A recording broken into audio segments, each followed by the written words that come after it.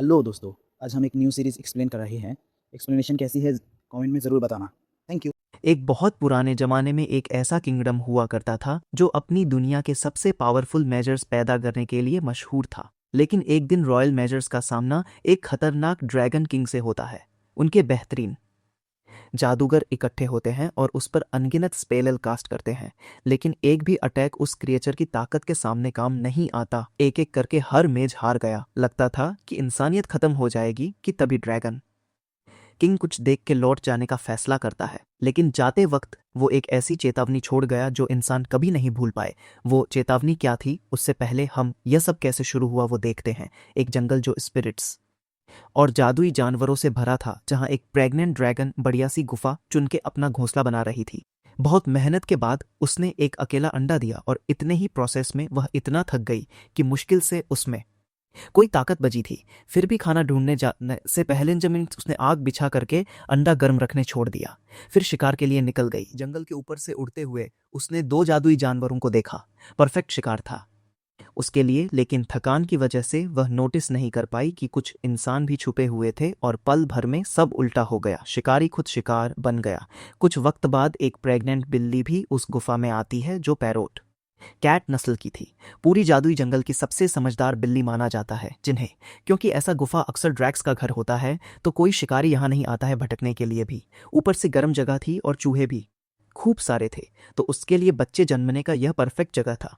उसी रात उसके बच्चे भी होते हैं। जब वह आराम कर रही थी, उसे कुछ अजीब फील हुआ। बिल्ली के बच्चों के बीच में छुपा हुआ वह अंडा हिलने लगा और पल भर में ही एक छोटा ड्रैगन अंडे की खोल तोड़ के बाहर आता है। बिल्ली तो पहले उसे कुछ पल देख सोचती है कि ड्रैगन के साथ कब सोई मैं इतना अलग अपने बच्चों से देखती है, लेकिन ना उसने डर दिखाया ना ही नफरत। उसे भी अपना बच्चा समझ के अपना लिया, क्योंकि उसे कोई खतरे का एहसास नहीं हो रहा था। और ऐसे ही यह छोटे ड्रैगन का इस प्यारी बिल्ली फैमिली में स्वागत होता है। सब में सबसे छोटा भाई वो बन गया था। बिल्ली माँ बच्चों की परवरिश करते वक्त सोचती रहती कि आखिर इस अजीब बच्चे का फ्यूचर कैसा होगा। दिन तेजी से गुजरते हैं। जब बच्चे थोड़े बड़े होते हैं तो माँ उन्हें चूहे का शिकार करना सिखाने बाहर ले जाती है। कहती है सिर्फ देखना काफी नहीं है, हर कदम याद करो, तभी सेल्फ डिपेंडेंट होकर के जी सकोगे। अपने सालों के तजुर्बे से कई चूहे पकड़ के दिखाए उसने, और बच्चे एक एक मुंह बड़े ध्यान से देख रहे थे। पैरोट कैट स्पीशीज सिर्फ समझदार ही नहीं थी, कुदरत ने उन्हें अलग अलग जादू की ताकतों से भी नवाजा था। बड़े भाई बहनों के पास अपनी यूनिक मैजिकल एबिलिटी तो थी ही, लेकिन छोटा अलग था। ड्रैगन होने की वजह से सेम स्पेल्स तो यूज नहीं कर सकता था, पर उसकी अपनी ताकतें थी। पंख फैला के वह आसमान में उड़ना और आग उगलना शुरू करता है। जब फैमिली ने यह सब देखा तो खुशी से झूम उठे। माँ भी प्राउडली मुस्कुराती है, बोली कि मेरे बेटे की जादू तो बिल्कुल अलग है भाई बहनों से। फिर उसने देखा कि कुछ इंसान जंगल से गुजर रहे हैं, तो मौका देख के उसने एक जरूरी सबक सिखाया। बताया कि इंसान इस इलाके को न्यू कॉमर्स का जंगल कहते हैं, जो चूहे और जादुई जानवर पकड़ने आते हैं। यह इंसान ना बहुत कॉम्प्लिकेटेड हो, कुछ दरिया दिल होते हैं जो हर जीव की इज्जत करते हैं। कुछ जीव देख के इज्जत करते हैं और कुछ तो बेहद क्रूल भी होते हैं। ऐसे लोगों के लिए हम पैरोट कैट से सिर्फ आसान शिकार होते हैं। अब सब बच्चों ने ध्यान से इंसानों की खुशबू याद कर ली, ताकि दूर से ही पहचान करके खतरे से बच सके, जिससे मांस को सुकून मिलता है। ऐसे ही वक्त गुजरता है। एक दिन वह अपने बच्चों के साथ थी कि अचानक से एक चमकीली रोशनी ने उसे घेर लिया।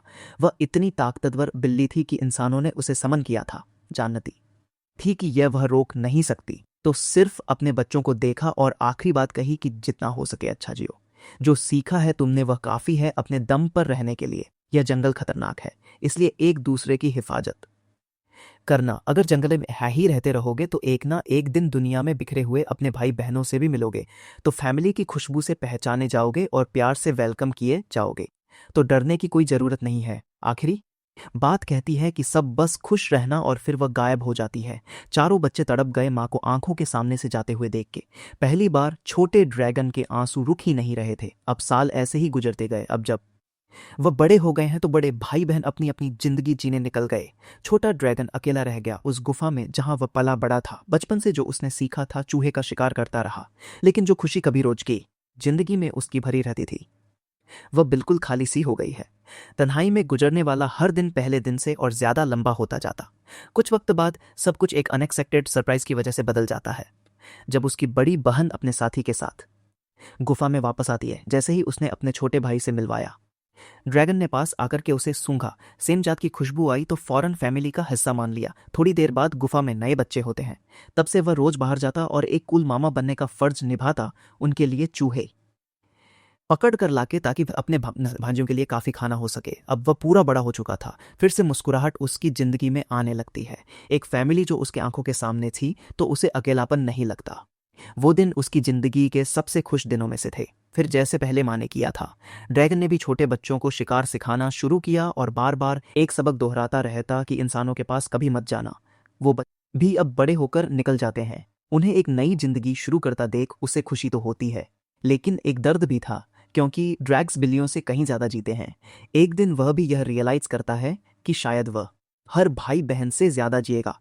यह ख्याल उसके दिल में छुप के बैठ जाता है। लेकिन जब अब उसे तन्हाई भरे आलम अब नॉर्मल लगने लगती है। गुफा में एक नई बिल्ली आती है जिसे उसने पहले कभी नहीं देखा था, लेकिन पास आते ही खुशबू उसे जानी पहचानी लगी, जैसे उसकी भाई बहनों जैसी हो। उसने अपना परिचय दिया और कहती कि वह बच्चे देने वाली है। क्या इस गुफा में रह सकती है? उसके पिताजी ने उसे एक अजीब कहानी बताई थी उनके भाई के बारे में, जो एक पंख वाला बिल्ली है, और कहा था कि अगर कभी सेफ जगह चाहिए हो तो उसके पास चली जाना। यह सुन के तो ड्रैगन की आंखें भर आती हैं, क्योंकि इतने सालों की तन्हाई के बाद भी उसके फैमिली मेंबर ने अभी भी उसे याद रखा है। यह चीज है जो वह अभी फील कर रहा था। इसे शब्दों में नहीं कहा जा सकता। वक्त के साथ अब ड्रैगन और भी बड़ा और मजबूत होता गया। उसने एडवांस मैजिक सीखी और जंगल की स्पिरिट से बात करना भी सीखा। एक बार वैसे ही कैजुअली खुद को पंख वाली बिल्ली कहकर परिचय देता है, पर स्पिरिट्स बिल्कुल कंफ्यूज थे। एक ऑकवर्ड पॉज के बाद उन्होंने बताया कि वह बिल्ली नहीं है। ड्रैगन जम गया कि यह तुम क्या बोल रहे हो। दरअसल उसकी माँ को यह डिटेल बताने का मौका मिले उससे पहले ही उसे उठा लिया गया। अब जो भी वह अपने बारे में धारणा बना के रखा था, सब एक पल में ही ढह गया।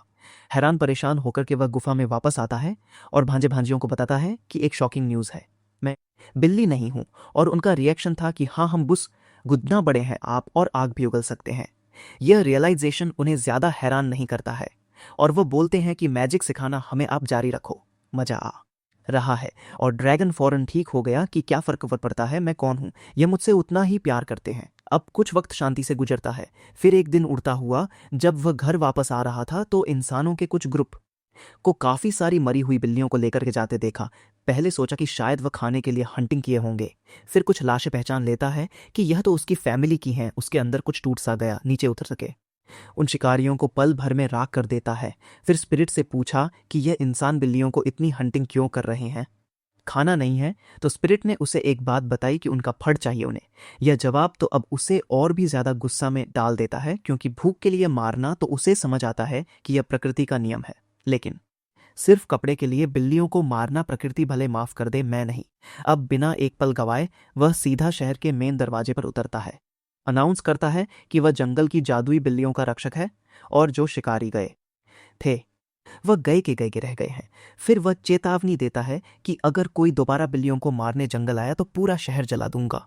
इंसान घबरा गए और लोकल नाइट्स ने बिजली की मैजिक उस पर चलाई, जो उनका अच्छा डिसीजन नहीं था। उस पर तो कोई असर नहीं हुआ। एक खरोच तक उल्टा वो एनॉयड हो गया। You really want to miss we me. पूरा शहर का एक हिस्सा जला दिया उसने, जिसमें हमला करने वाले सोल्जर्स भी खत्म हो गए। पहले तो वह सिर्फ चेतावनी देने आया था, पर अब वह पूरे शहर को खत्म करने का सोच रहा है। पर आग में नीचे देखता है कि एक छोटी सी लड़की रो रही थी। उसे पहले तो फर्क नहीं पड़ा था, पर उसकी पालतू बिल्ली उसके आगे खड़ी होकर के उसे बचाने की कोशिश कर रही थी। इससे अचानक से उसे उसकी माँ की बात याद आती है कि सब इंसान एक जैसे नहीं होते हैं। अगर कुछ बुरे होते हैं तो कुछ अच्छे भी हैं। अब कुछ की गलती के लिए सबको खत्म करना उसे सही नहीं लगता, तो वह ऊपर हट जाता है और आखिरी चेतावनी दिया कि जंगल में बिल्लियों को बेवजह मारना बंद करो, सिर्फ खाने या बचाव के लिए मंजूरी है, और अगर ऐसा नहीं कि तो वह फिर वापस आएगा, कह के घर की तरफ चल देता है। अब काफी सालों तक शांति बनी रहती है, क्योंकि कोई भी एक जॉइंट आग उगलने वाले कैट ड्रैगन से नहीं उलझना चाहता। एक रात किंगडम का प्रिंस चुपके से उठता है और सीक्रेटली मैजिक प्रैक्टिस करना चाहता है, क्योंकि वह मैजिक में कमजोर था और अगर उसे सिंहासन के लिए खुद को वर्दी साबित करना है तो राजा को प्राउड करना होगा। फायर स्पेल ट्राई करता है, कुछ नहीं हुआ। दोबारा ट्राई करता है, कुछ भी नहीं होता। तभी एक भूली बिसरी बिल्ली उसके पास आकर बैठ गई। कुछ देर उसे पैड करने के बाद उसे एक अजीब सा कंफर्ट मिलता है और इस बार उसकी मैजिक से पत्ता जल गया। बिल्ली कूद पड़ती है और प्रिंस ने भी खुशी से उसका शुक्रिया अदा किया। फिर उसने रियलाइज किया कि यह तो वही जंगल वाली जादुई बिल्ली जैसी लग रही है। उसे पढ़ाई में एक जरूरी रूल बताया गया था कि इन बिल्लियों को कभी हर्ट मत करो वरना वह आ जाएगा और अब की बार कोई वार्निंग भी नहीं होगी। इज्जत से पूछता है कि क्या वह जंगल से आई है। बिल्ली ने कैजुअली हाँ किया तो प्रिंस उसे वापस पहुंचाने का ऑफर करता है, पर बिल्ली ने बेसिकली कहा कि रहने दो, मुझे रास्ता पता है, वहीं से तो आई हूं, और कह के निकल जाती है। अगली सुबह बिल्ली वापस आती है, प्रिंस से मिलने और साथ में मैजिक प्रैक्टिस करने लगती है। दोनों धीरे धीरे और अच्छे दोस्त बन जाते हैं। हर रात ट्रेनिंग और बातें करते हैं। राजा को जल्द ही पता चल गया कि उसके बेटे का अफेयर एक मैजिकल बिल्ली से चल रहा है। वो डर गया यह सोच के कि कहीं ड्रैगन ने यह सोच लिया कि हमने उसकी मैजिक बिल्ली पकड़ ली है। तो लेकिन याद करता है कि ड्रैगन पिछली बार तो कोई रीजन से आया था और चेतावनी भी दी थी, सीधा हमला नहीं किया। तो उसने उम्मीद किया कि इस बार से काम चल जाए। थोड़ी देर में ड्रैगन वाकई शहर में उतरता है और सब घबरा जाते हैं। सोचते हैं कि आज तो प्रिंस के ससुर जी हमें कहीं का नहीं छोड़ेंगे, लेकिन ड्रैगन इस बार बदला लेने नहीं आया था। वो सिर्फ अब अपना एक बिल्ली ढूंढ रहा है जो काफी दिनों से अपने घर नहीं लौटी। बिल्ली तभी सामने आती है तो वह उससे पूछता है कि इतने दिन कहाँ थी? बोला था ना कि साधन बजे के बाद घर आ जाना। हाँ, जैसे कि मारने वाले साधन बजने का इंतजार करेंगे। खैर, बिल्ली ने बताया कि उसकी एक इंसानी बच्चे से दोस्ती हो गई है और वह उसे मैजिक सिखा रही है, क्योंकि वह एक नकारा, निकम्मा, कमजोर, लाचार, आलसी और बहुत ही बेकार है। ड्रैगन ने उसे याद दिलाया कि इंसान खतरनाक हो सकते हैं, पर बिल्ली ने कहा कि उसका दोस्त अलग है।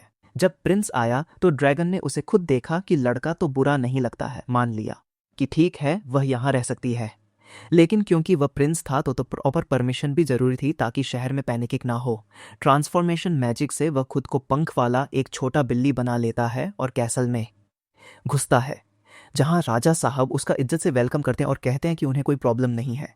उसकी बिल्ली यहाँ रहे तो सिर्फ पूछता है कि इंसानों को मैजिक सिखाना अलाउड है या नहीं, क्योंकि बिल्लियाँ तो आखिरकार ड्रैगन से ही सीखती हैं। तो ड्रैगन ने एक्सप्लेन किया कि मैजिक कोई सीक्रेट नहीं है, उसने भी तो स्पिरिट से सीखा था, और क्योंकि स्पिरिट से कोई भी डायरेक्ट बात नहीं कर सकता तो ज़्यादा खतरा नहीं है। तो ऐसे वह बिल्ली रुकती है और प्रिंस को सिखाती है, और तब से जब भी कोई नया रॉयल बच्चा पैदा होता जंगल से एक बिल्ली विजिट करने आती, और अगर बॉन्ड अच्छा बनता तो वह साथ रहती और मैजिक सिखाती, और यहीं से इंसान, जादुई बिल्लियां और ड्रैगन के बीच एक शांति भरा समझौता शुरू हो जाता है जो पीढ़ी दर पीढ़ी चलती रहती है। सीन शिफ्ट होता है जहां वो कैट एक अलग जगह निकलती है। उसे अचानक से एना नाम की एक यंग मैजिक स्टूडेंट ने समन कर लिया था। बेचारी बिल्ली को तो आइडिया भी नहीं है कि उसके बगैर उसके बच्चों का क्या होगा। सेम जैसे को भी आइडिया नहीं है कि उसने अभी अभी दुनिया के सबसे ओवर क्वालिफाइड हाउस कैट को समन कर लिया है। जिस मोमेंट वह कैट मैजिक सर्कल में अपीयर होती है, एना तो पैनिक करने लगती है, कन्विंस्ड है कि पक्का आज वो कैट फूड बन जाने वाली है। उसका टीचर तो लेकिन उसके इस सक्सेसफुल समन से थ्रिल्ड है और एना को बोलता है कि अपने नए फैमिलियर को घुमा के ले आए। तब तक वह दूसरे स्टूडेंट्स की मदद करता है, जबकि एना तो कहीं भी एक मिस्टीरियस मैजिकल बीस्ट के साथ अकेले जाना प्रेफर नहीं कर रही है। फिर भी वह नर्वसली मास्टर की बात मानती है। एक प्राइवेट रूम में पहुंच के कैट को पता चलता है कि वह ऑफिशियली एना की फैमिलियर है। नॉर्मली एक मैजिकल क्रिएचर समन करने में दिन लग जाते हैं, तो एना डरी हुई है कि इतनी जल्दी करना मतलब कहीं गलती तो नहीं हो गई। जब वह कैट लड़की के इस एशियस बिहेवियर को देखती है, रियलाइज करती है कि यह इनक्रेडिबली टैलेंटेड है, लेकिन इसका खुद में कोई कॉन्फिडेंस नहीं है। तो बिल्ली मौसी की मातृत्व तो जाग जाती है, क्योंकि उसके अपने बच्चे तो बड़े हो गए हैं। तो वह डिसाइड करती है कि क्यों ना एक और बच्चा अडॉप्ट कर लिया जाए। वो एना का नाम पूछती है, लेकिन जिस सेकंड एना रियलाइज करती है कि यह बिल्ली बोलती भी है, वह तो ऑन द स्पॉट बेहोश ही हो जाती है। उसके गालों पर थपथ पाते हुए कैट कहती है कि शायद यह इसका अपना तरीका है खुद को इंट्रोड्यूस करने का। क्लास के बाद कैट एना की मैजिकल ट्रेनिंग शुरू करती है। एना प्राउडली एक आइस ग्लेशियर स्पेल कास्ट करती है, लेकिन सिर्फ एक टिंगू सा आइस पेबल बाहर आता है और कैट तो उसे स्नैक समझ के कैजुअली खाने लगती है, जिससे अब एना और एम्प्रेस्ड हो जाती है, रियलाइज करते हुए कि एना को प्रॉपर गाइडेंस की जरूरत है। कैट एक लाइटनिंग स्पेल डेमोन्स्ट्रेट करती है। एना देख कहती है कि ऐसा तो मैंने पहले कभी नहीं किया। वह केयरफुली टेक्निक कॉपी करती है और एक थोड़ा सा लाइटनिंग स्पार्क क्रिएट होता है, तो कैट उसे स्पेलिल का नाम साथ में चेंज करना सिखाती है, जिससे अब एना एक पावरफुल लाइटनिंग बोल्ट अनलीज कर रही थी जो ट्रेनिंग वॉल में क्रैश करती है। अपनी सक्सेस से ओवरजेड होके एना तो ऑलमोस्ट रो ही देती है, लेकिन सेलिब्रेशन ज्यादा टाइम तक नहीं चलता, क्योंकि रियल ट्रेनिंग अगले ही दिन से शुरू हो जाती है। हर दिन कैट एना को जब तक वह थक के चूर ना हो जाए स्पस कास्ट करवाती है। एक्सप्लेन करती है कि माना स्टैमिना की तरह काम करता है, जितना ज्यादा यूज और रिकवर करो उतना बड़ा होता जाता है। लाइटनिंग मैजिक मास्टर करने के बाद एना अपना आइस ग्लेशियर स्पेल दोबारा ट्राई करती है, लेकिन वह अभी भी इसमें बुरी तरह फेल हो जाती है और कैट सीधा बोल देती है कि दिल्ली अभी दूर है। कैट की इस इंटेंस ट्रेनिंग का एक अनएक्सपेक्टेड साइड इफेक्ट भी होता है कि एना हमेशा भूखी ही रहती है। उसके क्लासमेट्स शॉक्ड हो जाते हैं देखे कि क्लास की एक शांत सी लड़की जो पहले कभी कभी खाना पूरा खत्म करती थी, अब पूरे मिल्स को मिनटों में खा जाती है।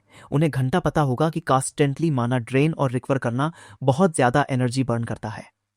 क्लास में कैट प्रोफेसर की स्पेशल परमिशन से एना के पास बैठती है, क्योंकि वो मॉन्स्टर रिसर्च में भी हेल्प कर रही है। जब एक क्लासमेट एना के अमेजिंग फैमिलियर की तारीफ करता है, एना भी प्राउडली एग्री करती है कि उसकी कैट सच में कमाल की है। जब स्टूडेंट्स फिजिकल ट्रेनिंग करते हैं, वहीं कैट अपनी हंटिंग पर जाती है और मैजिकल जेम रैट्स को ढूंढ करके शिकार करती है। उनके माथे पर लगे जेम्स परफेक्ट स्नेक हैं, उसका अपना माना इंक्रीज करने के लिए।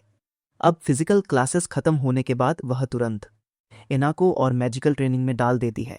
एक शाम जब एना कंप्लीटली थक गई थी, कैट फाइनली उसे रेस्ट करने को बोलती है। बाद में वो एना के प्रोफेसर की मॉन्स्टर रिसर्च करने में हेल्प करवा रही थी और एक्सप्लेन करती है कि कैट्स जो होते हैं वह अपने बच्चों को ज्यादातर मैजिकल क्रिएचर से कहीं तेजी से रेस करती हैं। वह यह भी रिवील करती है कि उसने काफी और मॉन्स्टर्स भी रेज किए हैं, जिसमें एक मिस्टीरियस पंखों वाला ड्रैगन भी शामिल है, और ज्यादातर इतने धीरे धीरे बड़े हुए हैं कि उन्हें पूरी तरह से जवान होने से पहले ही उसे जाना पड़ा। फिर बताती है कि वह नोवाइस फॉरेस्ट से आती है, एक ऐसी जगह जो किंगडम के एडवेंचर्स लोग ट्रेनिंग ग्राउंड की तरह इस्तेमाल करते हैं। अगले दिन एना कैट को जबरदस्ती नहलवाती है और मॉन्स्टर्स और मैजिकल बीट्स तक को झेलने वाली कैट पानी में भीगी बिल्ली बन जाती है और एक्सेप्ट कर लेती है कि ठीक है, कहीं ना कहीं कीमत तो चुकानी ही पड़ेगी। ट्रेनिंग के अलावा कैट एना के साथ लाइब्रेरी में भी जाती है और मैजिक स्टडी करने में भी वहाँ उसकी हेल्प करती है। वह उसके साथ हर जगह की पीसफुल एनवायरनमेंट एंजॉय करती है और साथ ही अपनी ह्यूमन बेटी को सीखते और ग्रो करते देख के प्राउड फील करती है। कुछ दिन बाद स्टूडेंट्स का एक समनिंग रिचुअल बुरी तरह से फेल हो जाता है और दूसरे किसी अंधेरी दुनिया का पोर्टल खुल गया था। हॉस्टाइल डीमंस बाहर आने लगते हैं और एना टीचर्स की मदद करने के लिए वह पावरफुल थंडरप्ट स्पेल यूज करती है जो कैट ने उसे सिखाया था। बिल्कुल जब एक बुढ़िया को लगता है कि बैटल खत्म हो गई, एक खतरनाक भयंकर डीमन तो पोर्टल से निकलता है जो सबको डर से ही फ्रीज करा देता है। तभी पूरी सिचुएशन एक डिजायर टर्न लेती है। वो कैट कैजुअली डीमन को देख कहती है, ओए तू तो पूरा गोटिया है ना। रिवील करती है कि तुझे तो मैंने नाली से उठाकर पाला था। माइटी डीमन की सारी इंटिमिडेटिंग ऑरा तुरंत खत्म हो जाती है और सारे टीचर्स उसे एक चिंतित बच्चे की तरह ट्रीट होते देखते हैं। वह एक्सप्लेन करता है कि आप कहाँ गायब हो गई थी, मैंने आपको कितना ढूंढा और ढूंढते हुए अपने उस अडॉप्टेड बेबी ड्रैगन भाई से भी मिला। जब कैट उससे दूसरे बच्चों के बारे में पूछती है तो वह असोर करता है कि हाँ सभी सेफ हैं और सभी आपको बहुत मिस करते हैं। कैट मुस्कुराती है और कॉन्फिडेंटली कहती है कि करने दो, पर अब वह मेरे बगैर भी ठीक रहेंगे। बिना सोचे खुशी खुशी अपने से टेरिफाइंग अडॉप्टेड बेटे को टीचर्स से मिलवाती है कि डरिए नहीं, यह तो मेरा गोटिया है। फिर और भी क्रेजियर आइडिया देती है कि बेटे क्यों ना समनिंग सर्कल को एक ट्रेनिंग डंजन में बदल दिया जाए ताकि स्टूडेंट सेफली डीमन से लड़ना प्रैक्टिस कर सकें। वो ग्रेटर डीमन तुरंत ऑब्जेक्ट करता है कि नहीं, ये नहीं हो सकता है। कैट तुरंत पूछती है क्यों नहीं हो सकता है। वो तुरंत उसे ऑर्डर देती है कि वह डंजन गार्ड करे और मेक श्योर करे कि कोई स्टूडेंट हर्ट ना हो। अब दुनिया के सबसे स्ट्रॉन्गेस्ट डीमन में से एक होने के बावजूद भी वह आर्ग्यू नहीं कर पाता। क्यूरियस होकर पूछता है कि आप अचानक से ह्यूमंस की इतनी केयर क्यों करने लगी, और कैट प्राउडली रिवील करती है कि वो एना को बिल्कुल अपने ही बच्चे की तरह रेस कर रही है। और ह्यूमन डीमंस एक एवर ग्रोइंग फैमिली के बारे में सोचते हुए ही वह इतनी खुशी से भर जाती है कि उसकी दोनों पूंछें हिलने लगी थी। वो डीमन अचानक से नोटिस करता है कि पहले तो आपके सिर्फ एक ही पूंछ थी ना।